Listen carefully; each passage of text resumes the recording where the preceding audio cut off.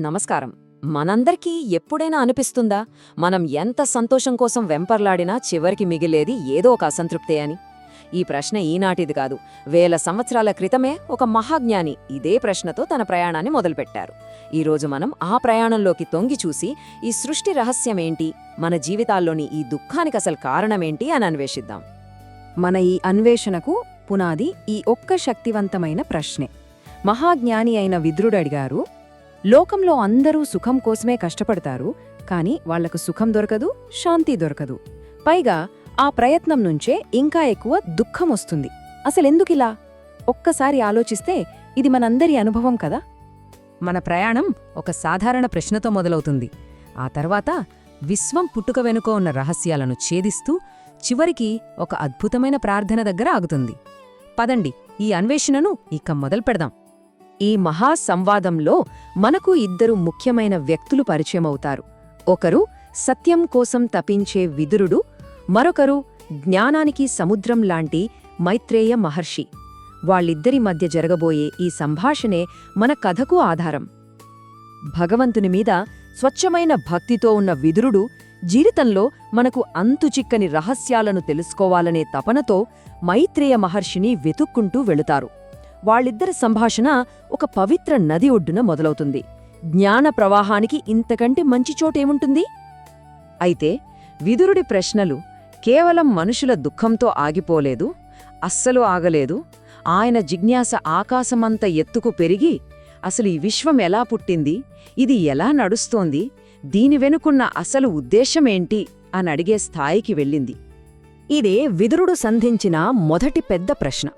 ఆయనేమంటారంటే, భగవంతుడు స్వయంగా పరిపూర్ణుడు కదా, ఆయనకు ఎలాంటి కోరికలు ఉండవు. మరి అలాంటప్పుడు ఆయన ఈ సృష్టి అనే ఇంత పెద్ద పనిని ఎందుకు, ఎలా చేస్తాడు? ఇది నిజంగా ఒక అద్భుతమైన తాత్విక ప్రశ్న. విదురుడి ప్రశ్నల ప్రవాహం అలా కొనసాగుతూనే ఉంది. సరే, సృష్టించడం వరకు ఓకే. మరి ఈ అనంతమైన లోకాలను ఆయన ఎలా పోషిస్తున్నాడు? యుగాలు గడిచాక వాటన్నింటినీ మళ్లీ తనలోనే ఎలా కలిపేసుకుంటాడు అని సృష్టి, స్థితి, లయ చక్రాల గురించిన అసలు రహస్యాన్ని ప్రశ్నించారు. చివరగా ఈ సృష్టిలో ఎన్ని రకాల జీవులు, ఎన్ని గ్రహాలు, వాటికి ఇన్ని విభిన్నమైన స్వభావాలు ఎలా వచ్చాయి, దీని వెనుక ఉన్న రూల్స్ ఏంటి అని అడిగారు. చూసారా, విదురుడి ప్రశ్నలు కేవలం ఏమిటి అని కాదు, ఎలా మరియు ఎందుకు అని చాలా లోతుగా ప్రశ్నిస్తున్నాయి. ఇక ప్రశ్నల వర్షం ముగిసింది. ఇప్పుడు అందరి దృష్టి మైత్రేయ మహర్షి వైపు. ఆయన ముఖంలో ఒక ప్రశాంతమైన చిరునవ్వు. ఆ మహారహస్యాల తాళంచెవి తిప్పడానికి ఆయన సిద్ధమయ్యారు. మైత్రేయుడు విదురుడిని మెచ్చుకుంటూ, నీ ప్రశ్నలు కేవలం నీకోసం అడగలేదు, లోక కళ్యాణం కోసం అడిగావు. ఇలాంటి లోతైన ప్రశ్నలు అడగటమే భగవంతుడి మహిమను కీర్తించటంతో సమానం అంటారు. దీన్ని బట్టి మనకర్థమవుతోంది సరైన ప్రశ్నలు అడగటం ఎంత ముఖ్యమో. ఇప్పుడు మైత్రేయుడు మనల్ని కాలానికి అతీతమైన ఒక స్థితికి తీసుకువెళ్తున్నారు. అంటే ఈ విశ్వం, ఈ నక్షత్రాలు, ఈ జీవం ఇవేవీ లేనప్పుడు అసలు ఆరంభానికి ముందు ఎలా ఉండేదో ఇప్పుడు చూద్దాం. మైత్రేయుడు ఇలా వివరిస్తున్నారు. సృష్టికి ముందు కేవలం ఆ పరమాత్మ మాత్రమే ఉన్నాడు. ఒక్కసారి ఊహించుకోండి, ఒక గొప్ప చిత్రకారుడున్నాడు, కాని తన కళను చూపించడానికి కాన్వాస్ గాని రంగులు గానీ లేవు. సరిగ్గా అలాగే భగవంతుని శక్తులన్నీ ఆయనలోనే నిద్రాణమై ఉన్నాయి. సరే, మరి ఈ సృష్టి ఎలా సాధ్యమైంది? ఇక్కడే మాయ అనే ఒక కీలకమైన కాన్సెప్ట్ వస్తుంది. మాయ అంటే భగవంతుడి అద్భుతమైన సృజనాత్మక శక్తి. ఇదొక పరికరం లాంటిది. దీన్ని ద్వారానే భగవంతుడు ఈ భౌతిక ప్రపంచాన్ని నిర్మిస్తాడు. ఇప్పుడు మనం అసలు సృష్టి రహస్యంలోకి అడుగుపెడుతున్నాం. ఇదొక గొలుసు కట్టు చర్యలాంటిది. ఒకదాని నుండి మరొకటి ఎలా పుట్టుకొచ్చి ఈ మహావిశ్వం ఏర్పడిందో మైత్రేయుడు వివరిస్తారు. ఇది చాలా ఆసక్తికరంగా ఉండబోతోంది. ఈ క్రమాన్ని జాగ్రత్తగా గమనించండి. అంతా ఒక పద్ధతి ప్రకారం జరుగుతుంది. మొదట భగవంతుడు కాలం అనే శక్తితో మాయను కదిలిస్తాడు. దాని నుండి మహత్తత్వం పుడుతుంది. అంటే సృష్టికి కావలసిన మొత్తం ముడి పదార్థం ఒకే చోట ఏర్పడుతుంది. దాని తర్వాత వస్తుంది అహంకారం. ఇది నేను వేరు, ఈ ప్రపంచం వేరు అనే భావనకు మూలం. ఈ భావనే భౌతిక ప్రపంచంలోని రకరకాల వైవిధ్యానికి పునాది వేస్తుంది. ఆ నేను అనే అహంకారం అచ్చం ఒక ప్రిజం నుండి తెల్లని కాంతి 7 రంగులుగా విడిపోయినట్లు 3 ప్రాథమిక గుణాలుగా విడిపోతుంది: సత్వ, రజో మరియు తమో. సత్వగుణమంటే జ్ఞానం, స్వచ్ఛత, దీని నుండే మనస్సు పుడుతుంది. రజోగుణమంటే కర్మ, చలనం, దీని నుండి మన ఇంద్రియాలు పుడతాయి. ఇక తమోగుణమంటే జడత్వం, అజ్ఞానం, దీని నుండే మనకు కనిపించే ఈ భౌతిక పదార్థం పుడుతుంది. ఇప్పుడు చూడండి, ఇది అత్యంత అద్భుతమైన క్రమం. తమోగుణం నుండి మొదట శబ్దం అనే గుణం పుడుతుంది, దాని నుండే ఆకాశం ఏర్పడుతుంది. ఆకాశం నుండి స్పర్శ అనే గుణం, దాని నుండి వాయువు, వాయువు నుండి రూపం, దాని నుండి అగ్ని, అగ్ని నుండి రుచి, దాని నుండి జలం, చివరగా జలం నుండి వాసన, దాని నుండే భూమి ఏర్పడుతుంది. చూసారా, ప్రతిదే ఒకదానితో ఒకటి ఎంత అద్భుతంగా ముడిపడి ఉందో. సరే, ఇప్పుడు సృష్టికి కావలసిన భాగాలన్నీ సిద్ధంగా ఉన్నాయి. పంచభూతాలు, ఇంద్రియాలు, వాటిని నడిపించే దేవతలు, అన్నీ. కానీ అంతా బానే ఉంది అనుకునేలోపే ఒక పెద్ద చిక్కొచ్చి పడింది. అవన్నీ విడివిడిగా ఉన్నాయి, కలిసి పనిచేయలేకపోతున్నాయి. అచ్చం ఒక కారుకి కావాల్సిన అన్ని పార్ట్స్ మన దగ్గరుండి దాన్ని అసెంబుల్ చేసే మెకానిక్ లేకపోతే ఎలా ఉంటుందో అలా ఉందన్నమాట పరిస్థితి. దేవతలు, ఇంద్రియాలు, మూలకాలు అన్నీ ఉన్నాయి, కానీ వాటిని ఏకం చేసి ఈ విశ్వాన్ని ఒక యూనిట్గా నడిపించే శక్తి లేదు. అన్నీ శక్తిహీనంగా ఉన్నాయి. తమ నిస్సహాయతను గ్రహించిన దేవతలందరూ భగవంతుడిని ప్రార్థించారు. ఓ ప్రభూ, మమ్మల్ని సృష్టించావు, కాని మేం శక్తిహీనులంగా ఉన్నాం, ఈ బాధల నుండి మమ్మల్ని కాపాడు అని వేడుకున్నారు. గమనించారా, కథ మళ్ళీ మొదటికే వచ్చింది. సృష్టి మొదట్లోనే మనం మొదట విన్న అదే ప్రశ్న మళ్ళీ వినిపిస్తోంది: ఈ దుఃఖం నుండి విముక్తి ఎలా? కాబట్టి ఇప్పుడు మన ముందున్న కీలకమైన ప్రశ్న ఇదే. విశ్వం యొక్క ముడి పదార్థం సిద్ధంగా ఉంది, కాని అది నిర్జీవంగా, శక్తిహీనంగా ఉంది. ఈ భాగాలన్నింటినీ ఏకం చేసి ఈ మహావిశ్వానికి ప్రాణం పోసేది ఎవరు, ఎలా? ఈ ప్రశ్నతో ఈ విశ్లేషణను ఇక్కడ ముగిద్దాం, తదుపరి సృష్టి దశ గురించి ఆలోచిస్తూ.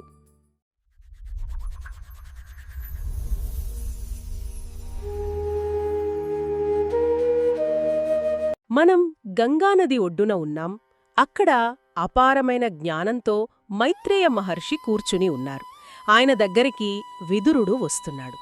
ఈ సంభాషణ మనందర్నీ ఎప్పుడో ఒకప్పుడు తొలిచే ఒక ప్రాథమిక ప్రశ్నతో మొదలవుతుంది. విదురుడు అడుగుతున్నాడు: మహర్షి, ప్రపంచంలో అందరూ సుఖం కోసమే కదా కష్టపడేది, పనులు చేసేది. కాని ఆ పనుల వల్ల వారికి సుఖం రాదు, మనశ్శాంతి కూడా దొరకదు. పైగా దానినుంచే మరింత దుఃఖం పుట్టుకొస్తుంది. ఎందుకిలా జరుగుతోంది? ఇది ఎంత లోతైన ప్రశ్న. నిజమే, మనం రోజూ చూసేదే ఇదే. ఈ ఒక్క ప్రశ్నతో మనం శ్రీమద్భాగవతం తృతీయ స్కందంలోని 5వ అధ్యాయంలోకి ప్రవేశిస్తున్నాం. ఇది కేవలం విదురుడు వ్యక్తిగత సందేహం కాదు, ఇది మానవాళి మొత్తానికి సంబంధించిన ఒక అన్వేషణ. కరెక్ట్. ఇక్కడ విదురుడి ఆలోచన చూడండి. ఆయన తన సొంత బాధ గురించి మాట్లాడటం లేదు. భగవంతుడికి దూరమై తప్పుడు దారిలో నడుస్తూ బాధపడుతున్న జనాన్ని చూసి ఆయన హృదయం ద్రవిస్తోంది. అవును, అలాంటి వాళ్ల మీద జాలి చూపడానికే మీలాంటి సాధువులు భూమి మీద తిరుగుతుంటారు కదా అని అంటున్నాడు. అంటే ఆయన పరిష్కారం అందరి కోసం అడుగుతున్నాడు. సరిగ్గా చెప్పారు. అందుకే ఆయన తాత్కాలిక ఉపశమనం కోసం అడగట్లేదు, ఏదో ఒక చిట్కా చెప్పమని కోరట్లేదు. ఆయనకు శాశ్వతమైన మార్గం కావాలి. భక్తితో నిండిన పవిత్రమైన హృదయంలో ఉండే భగవంతుడిచ్చే అసలైన జ్ఞానం నాకు కావాలి అని అడుగుతున్నాడు. ఇది పైపైన పూసే మందు కాదు, మూలాల్లోకి వెళ్లి నయం చేసే చికిత్స లాంటిది. కరెక్ట్. ఆ తర్వాత ఆయన ప్రశ్నలు వ్యక్తిగత దుఃఖం స్థాయిని దాటి విశ్వం వైపు మళ్ళాయి. ఎలాంటి కోరికలు లేని, తనలో తానే ఆనందంగా ఉండే భగవంతుడు అసలీ ప్రపంచాన్ని ఎందుకు సృష్టించాడు? దాన్ని ఎలా నడిపిస్తున్నాడు? చివరకు తనలో ఎలా లీనం చేసుకుంటున్నాడు? అంటే ఈ మొత్తం నాటకం వెనుక ఉద్దేశమేమిటి అని ప్రశ్నల వర్షం కురిపించాడు. ఈ ప్రశ్నల్లోని పరిధిని గమనించాలి. సృష్టి ఎలా జరిగింది అని సింపుల్గా అడగట్లేదు. ఆయన ఇంకా లోతుకు వెళ్తున్నాడు. అవును, ఈ లోకాలు, వాటిని పాలించేవాళ్లు ఎలా పుట్టారు, అన్నింటికన్నా ముఖ్యంగా చెప్పండి. జీవుల మధ్య ఇన్ని తేడాలు, కర్మ, రూపం, పేరు, వీటన్నింటినీ నారాయణుడు ఎలా నిర్ణయించాడు అని అడుగుతున్నాడు. ఇది మొత్తం బ్రహ్మాండ రహస్యాన్ని విప్పమని కోరడం లాంటిది. ఇక్కడే విషయం నాకు చాలా ఆసక్తికరంగా అనిపిస్తోంది. విదురుడు ఏమీ తెలియనివాడు కాడు కదా. అస్సలు కాదు. ఆయన సాక్షాత్తు వ్యాస మహర్షి దగ్గర ఎన్నో విషయాలు విన్నానని, కాని అవి కేవలం క్షుల సుఖాన్ని అంటే చాలా అల్పమైన తాత్కాలికమైన ఆనందాన్ని మాత్రమే ఇచ్చాయని అంటున్నాడు. ఆయనకు తృప్తి కలగట్లేదు. ఒక్క నిమిషం, వ్యాసుడు చెప్పిన జ్ఞానం కూడా ఎందుకు సంతృప్తినివ్వలేదు? కృష్ణ కథలోనే అంత ప్రత్యేకత ఏముంది? అద్భుతమైన ప్రశ్న. ఇదే ఈ అధ్యాయానికి గుండె లాంటిది. విదురుడంటాడు, భగవంతుని కథలు విని ఎవరు మాత్రం తృప్తి చెందగలరు. దాని అర్థం ఆ కథలు ఎంత విన్నా ఇంకా వినాలనిపిస్తుందని. ఓ, ఎందుకంటే మిగతా జ్ఞానం మన బుద్ధిని మెరుగుపరచవచ్చు, కాని హరికథలు నేరుగా హృదయాన్ని తాకుతాయి. అవి చెవుల ద్వారా లోపలికి వెళ్ళి మనల్ని ఈ సంసార బంధాలకు కట్టిపడేసే బలమైన తాళ్లను తెంచుతాయి. వావ్! అందుకే శ్రద్ధగా వింటే చాలు, ఇతర విషయాలపై ఆసక్తి తగ్గి హరిపాదాలను స్మరించడంలోనే ఆనందం దొరుకుతుంది. దుఃఖాలన్నీ పోతాయని అంటాడు. అంటే మిగతా జ్ఞానం సమాచారాన్నిస్తే కృష్ణా కథ పరివర్తనను తెస్తుందన్నమాట. కరెక్ట్. అందుకేనేమో ఆ కథలు వినకుండా పనికిమాలిన వాదనలతో జీవితాన్ని వృధా చేసుకునేవాళ్లను చూసి ఆయన జాలిపడుతున్నాడు. అవును, అందుకే మైత్రేయుడిని అంత ఆర్తిగా వేడుకుంటున్నాడు. ఆర్తబంధో, దయచేసి ఒక తుమ్మెద పువ్వుల్లోంచి మకరందాన్ని సేకరించినట్టు అన్ని శాస్త్రాల సారాంశమైన హరికథలను మా మంచి కోసం చెప్పండి అని అభ్యర్థిస్తున్నాడు. ఆ అభ్యర్థనలో ఎంత వినయం, ఎంత తపన ఉన్నాయో. నిజమే. ఇంత ఆర్తితో అడిగిన తర్వాత మైత్రేయుడు ఎలా స్పందించాడు? ఆయన సమాధానం చెప్పటం మొదలుపెట్టాడా? వెంటనే కాదు, ముందుగా ఆయన విదురుని ఎంతగానో ప్రశంసించాడు. నీ ప్రశ్నలు లోక కళ్యాణానికి కారణం అని మెచ్చుకున్నాడు. ఆ తర్వాత అందరికీ తెలియని ఒక రహస్యాన్ని బయటపెట్టాడు. మాండవ్యముని శాపం వల్ల సాక్షాత్తు యమధర్మరాజే విదురుడుగా పుట్టాడని చెప్పాడు. ఏంటి, యమధర్మరాజా? అవును. ఇది వినగానే విదురుడి ప్రశ్నలకున్న బరువు, ప్రాముఖ్యత ఒక్కసారిగా పెరిగిపోతాయి. ఆయన ఎవరో సాధారణ వ్యక్తి కాదు, ధర్మానికే అధిపతి. వావ్! అంటే ధర్మమే సుఖం కోసం చేసే పనులు ఎందుకు దుఃఖాన్నిస్తున్నాయి అని అడుగుతోందన్నమాట. సరిగ్గా అదే. ఇప్పుడు మైత్రేయుడు భగవంతుని లీలలను వివరించడానికి సిద్ధమయ్యాడు. ఆయన ఎక్కడి నుండి మొదలుపెట్టాడు? సృష్టికి కూడా ముందు నుండి, ఏమీ లేనప్పటి నుండి. ఆయన వర్ణన ప్రకారం సృష్టికి ముందు ఏకైక పరమాత్ముడు మాత్రమే ఉన్నాడు. ఆయన చూసేవాడు, అంటే ద్రష్ట, కాని చూడటానికి దృశ్యం లేదు. ఇది కొంచెం గందరగోళంగా అనిపిస్తోంది. చూసేవాడు ఉన్నాడు, కాని చూడటానికి ఏమీ లేదు అంటే ఏమిటి? దాన్ని ఎలా అర్థం చేసుకోవాలి? దాన్నిలా ఊహించుకోండి. గాఢ నిద్రలో ఉన్నప్పుడు మీరున్నారు కదా? అవును, ఉన్నాను. కాని మీ చుట్టూ ఉన్న ప్రపంచం మీకు కనిపించదు, వినిపించదు. మీ శక్తులన్నీ, చూసే శక్తి, వినే శక్తి అన్నీ నిద్రాణంగా ఉన్నాయి. కాని మీరు అనే చైతన్యం మాత్రం ఉంది. ఓకే. అలాగే పరమాత్ముడు ఉన్నాడు, కాని ఆయన శక్తులు, ఈ సృష్టి అంతా ఆయనలో నిద్రాణమై ఉన్నాయి. ఓకే, అది స్పష్టంగా ఉంది. మరి ఈ నిద్రాణ స్థితి నుండి సృష్టి అనే మేల్కొలుపు ఎలా మొదలైంది? మాయా అనే శక్తి ద్వారా. అది భగవంతుని సృజనాత్మక శక్తి. ఆ తర్వాత భగవంతుడు కాలం అనే మాధ్యమం ద్వారా తన వీర్యాన్ని, అంటే ఆ పరాక్రమాన్ని ఆ మాయలో ప్రవేశపెట్టాడు. ఒక్క నిమిషం, వీర్యాన్ని మాయలో ప్రవేశపెట్టడం అంటే ఇది చాలా తాత్వికంగా ఉంది. సాధారణ మాటల్లో చెప్పాలంటే ఇదొక విత్తనం నాటడం లాంటిదా? ఖచ్చితంగా. అద్భుతమైన పోలిక. మాయ అనేది సారవంతమైన నేల లాంటిది. కాలం అనేది సరైన ఋతువు. భగవంతుని సంకల్పం అనే వీర్యం ఆ నేలలో పడినప్పుడు సృష్టి అనే మహావృక్షం మొలకెత్తడం ప్రారంభమైంది. ఆ మొదటి అంకురమే మహత్తత్వం. మహత్తత్వం అంటే సంపూర్ణ భౌతిక శక్తి. దాదాపుగా అదే.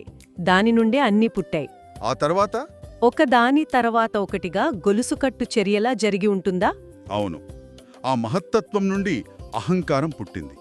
ఇక్కడ అహంకారం అంటే గర్వమని కాదు, నేను ఉన్నాను అనే అస్తిత్వ భావన. సరిగ్గా అదే. ఈ అహంకారం మళ్లీ 3 రకాలుగా విడిపోయింది: సత్వగుణం, రజోగుణం, తమోగుణం. ఇక్కడే సృష్టిలోని వైవిధ్యానికి బీజం పడింది. ఈ 3 గుణాలు కొంచెం సంక్లిష్టంగా అనిపిస్తాయి. వాటి నుండి ఏవి ఎలా పుట్టాయో కొంచెం సులభంగా వివరిస్తారా? తప్పకుండా. దీన్ని మనం ఒక ఇల్లు కట్టడంతో పోల్చుదాం. తామస అహంకారం అంటే ఇటుకలు, సిమెంట్, ఇసుక వంటి ముడికడార్థం. భౌతిక ప్రపంచం అంతా దీని నుండే పుట్టింది. శబ్దం, స్పర్శ కరెక్ట్. ఇక రజోగుణ అహంకారం అంటే ఆ ఇంటిని కట్టడానికి కావలసిన పని, శక్తి, యాక్షన్. మన కర్మేంద్రియాలు, జ్ఞానేంద్రియాలు దీన్నుండే పుట్టాయి. అంటే చేతులు, కాళ్ళు, కళ్ళు, చెవులు. అవును. ఇక సత్వగుణ అహంకారం అంటే ఆ ఇంటి ప్లాన్, డిజైన్, దాని వెనుకున్న జ్ఞానం. మనస్సు, బుద్ధి, ఇంద్రియాలకు అధిపతులైన దేవతలు దీన్నుండే పుట్టారు. వావ్! ఈ పోలికతో చాలా స్పష్టత వచ్చింది. అంటే ముడి పదార్థం, దాన్ని వాడే పనిముట్లు, దాన్ని వాడటానికి కావలసిన తెలివి, ఈ మూడు కలిసేయన్నమాట. ఈ మూడు కలిస్తేనే ఒక ఇల్లు పూర్తయినట్టు. ఈ మూడు అహంకారాలు కలిస్తేనే సృష్టి సాధ్యమవుతుంది. ఆ తర్వాతే పంచభూతాలొచ్చాయా? అవును. ఒక ప్రవాహంలా సాగింది. సూక్ష్మం నుండి స్థూలం వైపు. మొదట శబ్దం నుండి ఆకాశం, ఆకాశం నుండి స్పర్శ, దాన్నుండి వాయువు, వాయువు నుండి రూపం, దాన్నుండి అగ్ని, అగ్ని నుండి రుచి, దాన్నుండి జలం, చివరగా జలం నుండి వాసన, దాన్నుండి భూమి పుట్టాయి. ఇక్కడ గమనించాల్సిన విషయమేమిటంటే ప్రతీదీ తన మూలంపై ఆధారపడి ఉంది. ఏదీ స్వతంత్రంగా లేదు. ఇది విదురుడి ప్రాథమిక ప్రశ్నకు సమాధానం వైపు మనల్ని నెమ్మదిగా నడిపిస్తోంది. మనం కూడా మన మూలం నుండి విడిపోయామనే భావనలోనే దుఃఖం మొదలవుతుంది. ఇప్పుడు సృష్టికి కావలసిన మూలకాలు, వాటిని నడిపించే దేవతలు అంత సిద్ధంగా ఉన్నారు. కాని ఇక్కడే ఒక పెద్ద సమస్య వచ్చింది కదా. అవును. వాళ్ళంతా కలిసి పనిచేయలేకపోయారు. అదే అసలైన మలుపు. భగవంతుని నుండి పుట్టిన దేవతలందరూ తమ తమ శక్తులతో విడివిడిగా ఉండి సృష్టి కార్యాన్ని మొదలుపెట్టలేకపోయారు. ఎందుకు? తామంతా శక్తివంతులమైన ఒంటరిగా ఏమీ చేయలేమని గ్రహించారు. తమంతట తాము శక్తిహీనులమని తెలుసుకుని చేతులు జోడించి పరమాత్ముణ్ణి ప్రార్థించడం మొదలుపెట్టారు. ఇది ఎంత ఆశ్చర్యంగా ఉంది.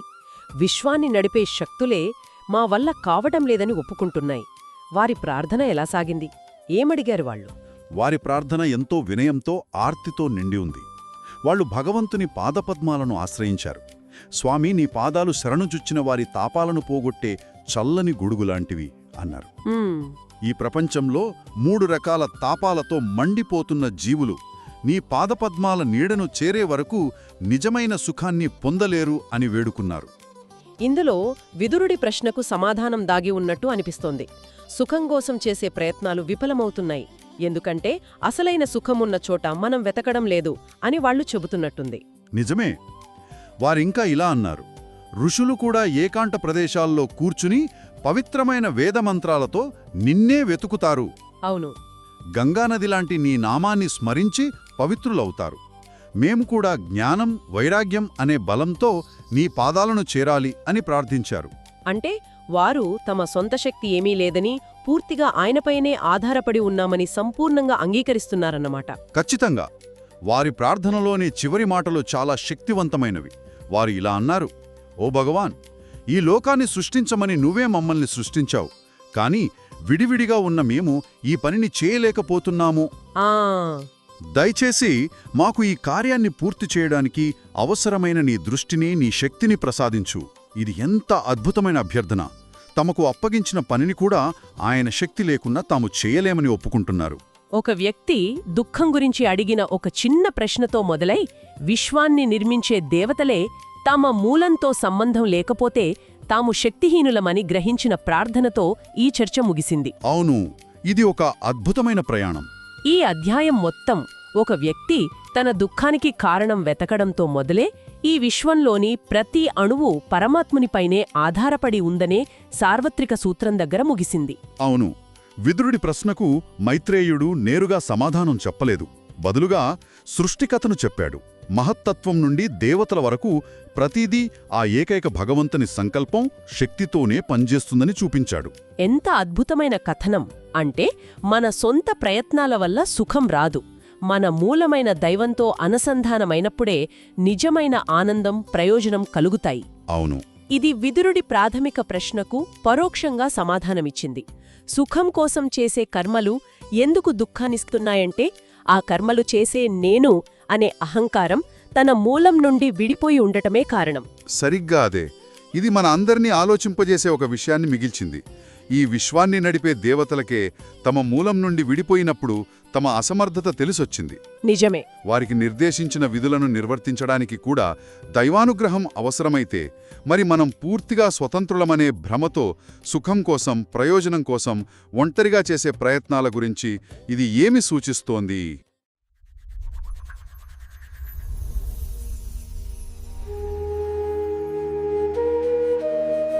అందరికీ నమస్కారం. అస్తిత్వం గురించి ఎప్పుడూ ఎదురయ్యే ఒక ప్రశ్నకు ఓ పురాతన గ్రంథంలో ఉన్న సమాధానాన్ని ఈరోజు చూద్దాం. ఈ కథ విదురుడు అనే అన్వేషకుడితో మొదలవుతుంది. ఆయన మైత్రేయ మహర్షి దగ్గరికొక పెద్ద సమస్యతో వెళ్లారు. ఆయన అడిగిన ప్రశ్న ఇది. ఈ ప్రశ్న ఇప్పటికీ మనందరిలోనూ మెదులుతూనే ఉంటుంది.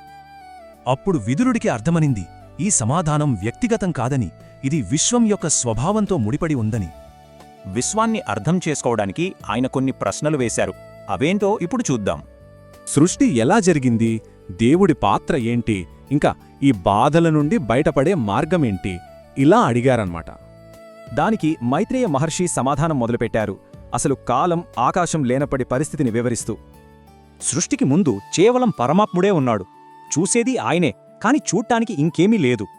మరి సృష్టి ఎలా మొదలైంది? మాయా అనే శక్తి ద్వారా. అదే భగవంతుడి సృజనాత్మక శక్తి. భగవంతుడు మాయవైపు చూడగానే కాలం చలించడం మొదలైంది. ఇక అక్కడి నుంచి అంతా ఒకదాని తర్వాత ఒకటిగా జరిగింది. ఇంతకీ ఈ ప్రక్రియ ఎలా జరిగిందో చూస్తే చాలా ఆసక్తికరంగా ఉంటుంది. ఒక్కో అడుగులో మొత్తం శక్తి అయిన మహత్తత్వం నుండి మొదలై అహంకారం, మనస్సు, ఇంద్రియాలు, పంచభూతాలు ఇలా ఒకదాని వెంట ఒకటి పుట్టాయి. ఈ మూలకాల నుంచే దేవతలు అంటే ఈ విశ్వ నిర్వాహకులు కూడా పుట్టారు. విశ్వాన్ని నిర్మించేందుకు అన్నీ సమకూరాయి, కాని ఏదీ పనిచేయడం లేదు. అంతా నిశ్చలంగా ఉండిపోయింది. అసలు ఏం లోపించింది? అంత సిద్ధంగా ఉన్నా ఇంజిన్ స్టార్ట్ అవనట్టు విశ్వం కదలలేదు. ఇక్కడే ఈ కథలోని అత్యంత కీలకమైన విషయానికి వస్తాం. ఏ పనీ చెయ్యలేక దేవతలంతా కలిసి తమ మూలమైన పరమాత్ముడిని ప్రార్థించడం మొదలుపెట్టారు. వారి ప్రార్థనలోనే సమాధానం ఉంది. ఒక ఉన్నత ప్రయోజనంతో వాళ్ళకి సంబంధం లేకపోవడమే లోపం. అంటే విశ్వం స్తంభించిపోవడానికి, వ్యక్తిగత దుఃఖానికి కారణం, పరిష్కారం రెండూ ఒకటేనన్నమాట. భగవంతుడు విశ్వంలోకి ప్రవేశించగానే దానిలోని ప్రతి విధి కదలడం మొదలైంది. అన్నిటికీ ఓ శక్తి వచ్చింది. విశ్వానికే ఒక ఉన్నత ప్రయోజనం అవసరమైనప్పుడు మరి మన ప్రయోజనమేంటి, మన కర్తవ్యమేంటి?